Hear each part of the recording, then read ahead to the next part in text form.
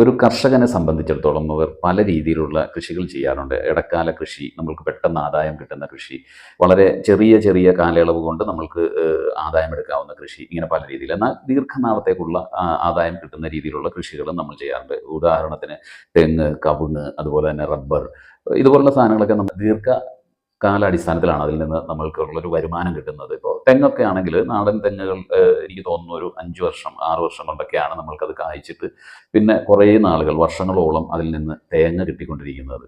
നമ്മളാരും ഒരു തെങ്ങ് വെച്ചതിന് ശേഷം പോയിട്ട് അത് ഒരു 6 മാസം കഴിയുമ്പോൾ നമുക്കതിൽ നിന്ന് ആദായം കിട്ടുന്നില്ല എന്ന് പരിഭവപ്പെടാറില്ല. അതുപോലെ തന്നെ നമ്മളതിന് അതിൻ്റെ വളർച്ച പരിശോധിക്കാൻ വേണ്ടിയിട്ട് നിരന്തരം അതിൻ്റെ ചുവട്ടിൽ പോയിട്ട് ഇങ്ങനെ ഇത് വളരുന്നുണ്ടോ എന്ന് നോക്കിയിരിക്കാറുമില്ല. അതിന് വേര് പിടിച്ചിട്ടുണ്ടോ എന്ന് ഇളക്കി നോക്കാറുമില്ല.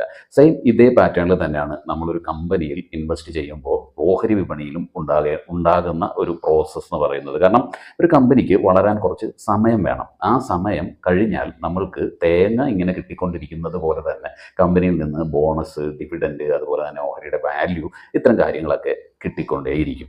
ഇതിനെല്ലാം ആവശ്യം നമുക്ക് ഒരു ഡിമാറ്റ് അക്കൗണ്ടാണ്, ട്രേഡിംഗ് അക്കൗണ്ടാണ്. Hi, I am Nizamuddin, authorised person, Acumen capital market India limited. നിങ്ങൾക്ക് ആർക്കെങ്കിലും ഓഹരി വിപണിയിൽ ഡിമാറ്റ് അക്കൗണ്ട് ഓപ്പൺ ചെയ്യണമെന്നുണ്ടെങ്കിൽ 40 വർഷത്തിലധികം പാരമ്പര്യമുള്ള അക്യുമെന്റ് കൂടെ ദീർഘകാലാടിസ്ഥാനത്തിലേക്കുള്ള ഓഹരികൾ വാങ്ങാനും റിസർച്ചിനുമൊക്കെയുള്ള സൗകര്യങ്ങളോടുകൂടി വളരെ വിശ്വസ്തയോടുകൂടി പ്രവർത്തിക്കുന്ന അക്യുമെന്റിൽ ജോയിൻ ചെയ്യാവുന്നതാണ്. Happy investing.